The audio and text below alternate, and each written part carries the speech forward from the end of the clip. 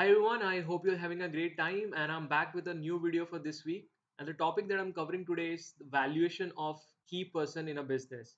Now, before we jump to the arithmetic exercise, I want to take you through who are the key persons in our company. So, key persons most often include C-suite executives, CEO, CFO, other employees in leadership position, vice president and director level employees, employees that possess an indispensable skill set unique to the company, managing directors and founder who have an equity stake in running the business, owners of customer relationship who are responsible for keeping the key clients happy, and rising stars who are making a name for themselves in a company. Now, the risk of losing a key person can impact or halt limit your operations and could negatively impact your top line, that is revenue, as well as the bottom line, that is the net profit. Now, in order to value a key person, I am going to cover two methodology. First is the replacement cost method, and second is the multiple of income method. So let's go one by one. So replacement cost method, the amount of key man insurance needed is based upon what it costs to replace the key executive. The replacement cost of a key person is determined by the salary and other ongoing expenses required in hiring, training, and completely replacing the key employee or executive. Costs associated with decreased or lost revenue may also be factored in when determining a key employee's replacement cost. So, based on the definition, we understand that there are two factors that we have to consider. First is the replacement cost, the hiring cost of a new employee, and second is the loss in the revenue or loss in the profitability because of the key person going out of the business.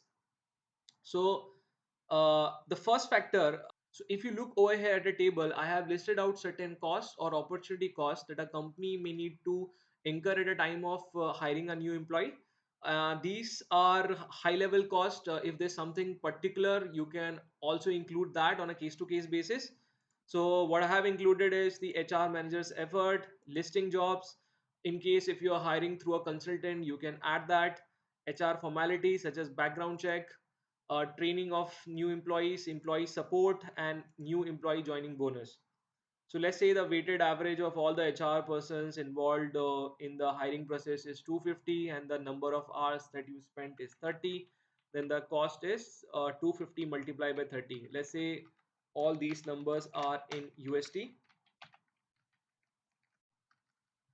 Listing jobs 300, HR formalities let's say 500, training is 1000, employee support. Now let's say someone at a C level executive being replaced, then someone at a high level has to support him or her at the beginning.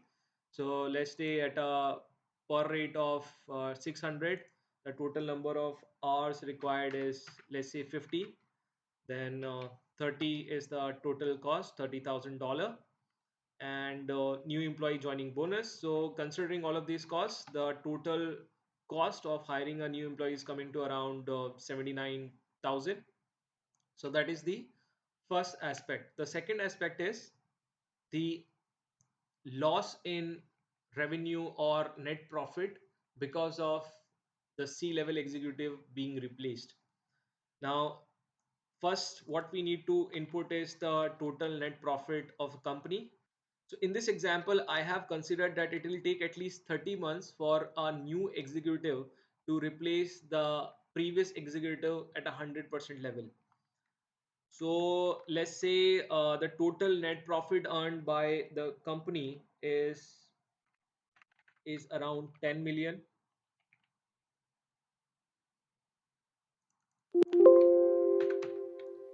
Okay, and on the basis of past trend, the company was growing by around 5% on a net profit level.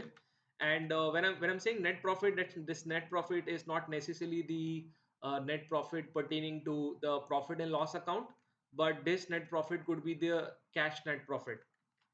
So let's say if I grow this by on the basis of the past trend, so that is by 0.4% on a monthly basis. So that is what I've did. So in case the annual growth rate is 5%, Then on a monthly basis, it's coming to around 0.4%. And that's how I will calculate the, right, so this is multiply by 1 plus 0.3. So all I'm going to do is drag the formula. On a conservative basis, if you want, you can assume zero growth, or if you have a very strong trend in terms of past growth, then you can use that. It's all up to you, but even if you don't consider any growth in net profit, it would be a conservative assumption. The most important input that we need to identify for this exercise is the contribution that the key level executive was making to the profit. So let's say this key level executing was contributing around 20% of the total profit. So I'll keep this 20% throughout the period, and then we can calculate the total net profit in absolute term contributed by this key level executive. All right. Now consider this. The replacement of the new employee or someone who's replacing the key executive will also bring something to the table. So although the impact on the net profit is going to be significant at the initial period, but it will lessen over the time. So to incorporate that, I have calculated loss factor. So let's say the loss factor will decrease over the time, and eventually it will get to zero at the end of 30th month. So let's say if I say the contributing recovery factor is around 3%.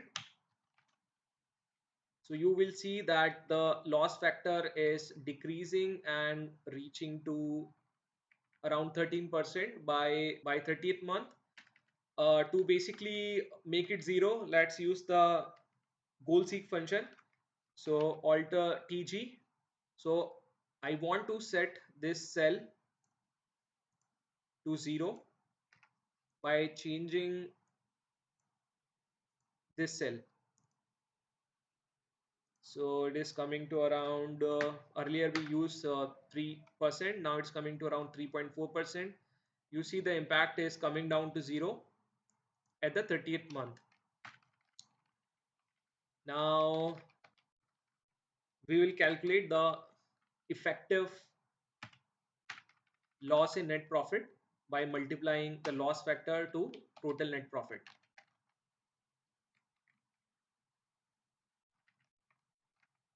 So you will see this is coming down to zero by the end of 30th month.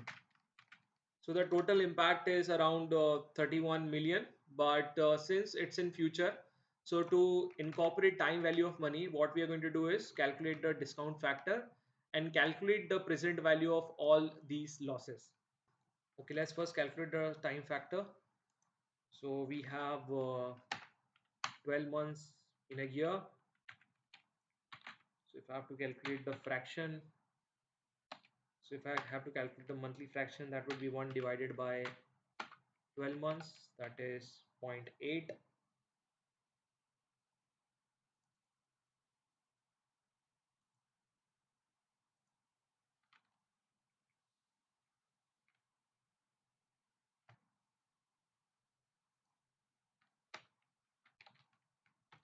So this plus this.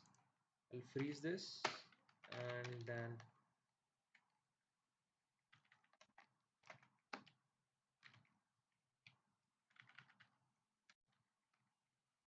so in 12 months it should be 1, which is getting 1.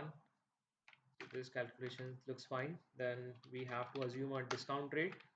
So for discount rate, you can use the cost of equity for a company using models such as CAPM, Carhart, Farmer French. So for simplicity, I'm using 10% discount rate. Now I have to calculate the discount factor.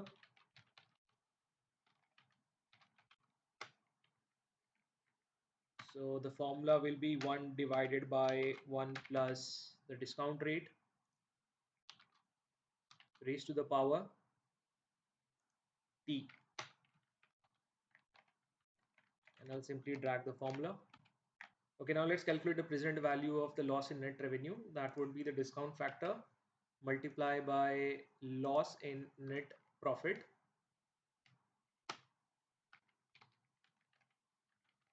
So I'm going to simply drag the formula.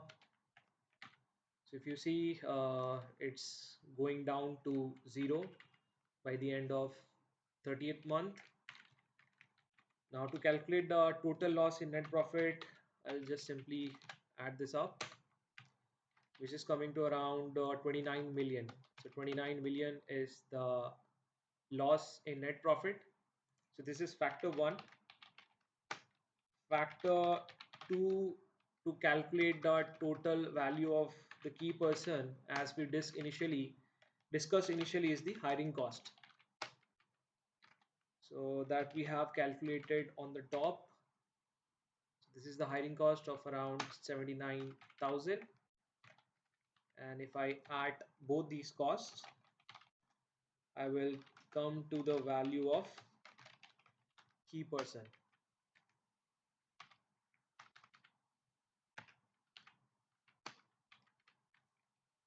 All right, so based on this method, the value of this key person is 29 million. Okay, this is the method 1, and with this method we have come to, so this is method 1. Now let's discuss the second method, that is the multiples of income method. So the multiple of income method is the simplest, most common form of determining the value of a key employee. So most insurance company use a multiple of 5 to 7 times current salary including benefit as a general guideline. So I have did a working over here. What we're going to do is we're going to assume annual salary for this key employee and multiply by 5 and 7 to calculate a lower and higher range. So let's say the salary of this key person annually including all the benefit is around 5 million. So that gives you a lower range of 25 and a higher range of 35. Now for the method 1 as well, instead of calculating a point estimate, we can calculate the higher range and lower range. So if you have noted, the two most important assumption that we have utilized in this model is first the contribution recovery factor, and the second is the discount rate. So what I'm going to do, I'm going to apply sensitivity on both of these assumptions. So let's say 10% rate plus 1% and minus 1%.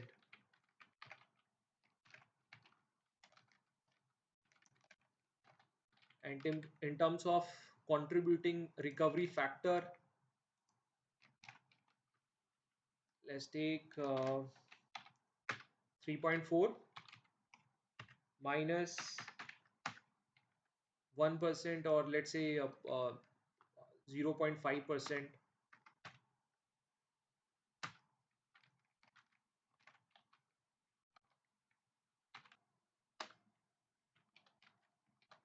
0.5%. So this is our value now. Okay, I'll just simply use the data table now. So what if data table, our row input is contributing factor and our column input is the discount rate, which is over here, and this is the value that we are concluding to.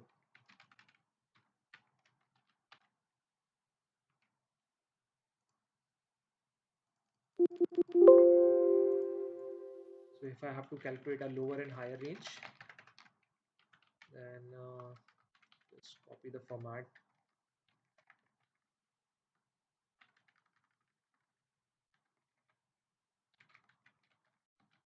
Okay, so the lower range is